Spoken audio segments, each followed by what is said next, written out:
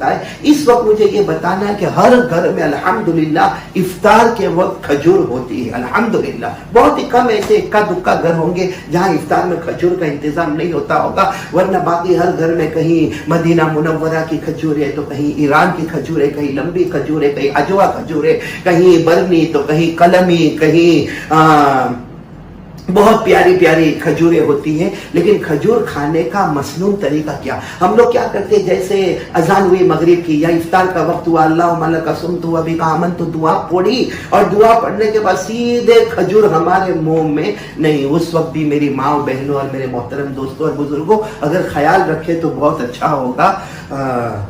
کھجور اگر کھانے کا کیا مسنون طریقہ ہوتا ہے، کھجور کھانے کا مسنون طریقہ کیا ہوتا ہے، وہ میں آپ کو بتانا چاہتا ہوں. اللہ تعالی ہم سب کو دیکھو ہر سنت پر عمل کرنا، ہر سنت پر عمل کرنا، کیونکہ ہمارے نبی صلی اللہ علیہ وسلم سے محبت کا طریقہ یہی ہے. امام مالک رحمت اللہ علیہ نے فرمایا، حضرت نوح کی کشتی میں جو بیٹھے، حضرت نوح علیہ السلام نے کشتی بنائی تھی، جو کشتی میں بیٹھے وہ بچ گئے اور جو کشتی سے باہر گئے وہ ڈوب گئے. جو کشتی میں بیٹھے وہ بچ گئے اور جو کشتی سے باہر گئے وہ ڈوب گئے.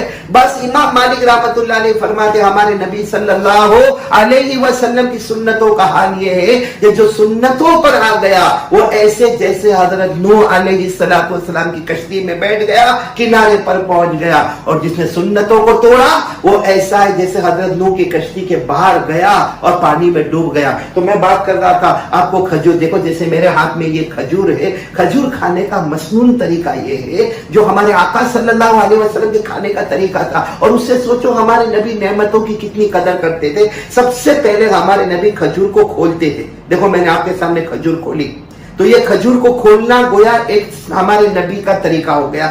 پھر اس کے بعد ہمارے نبی بیج کو نکالتے تھے، جیسے یہ بیج نکلا اور اس کو چوستے تھے. یہ ہمارے نبی کھجور کو چوستے تھے. تو کھجور کو بیج کو نکالنا اور چوسنا یہ دوسرا طریقہ ہو گیا. پھر ہمارے نبی اس کو اپنی 2 انگلی پر رکھ لیتے تھے، 2 انگلی پر، ایک روایت میں 2 انگلی، ایک روایت میں انگوٹھے کا بھی ذکر آتا، اور پھر اس کو دسترخوان پر پھینک دیتے تھے.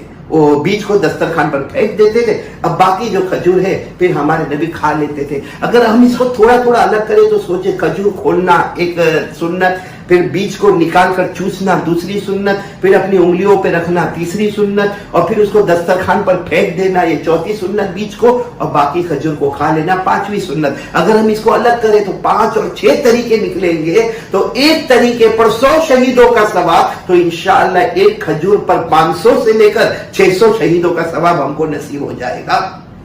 یہ ایک سنت آپ کو بتانی تھی، بہت ضروری تھی جو میں نے آپ کو بتا دی. انشاءاللہ اب سے ہم کھجور اسی طریقے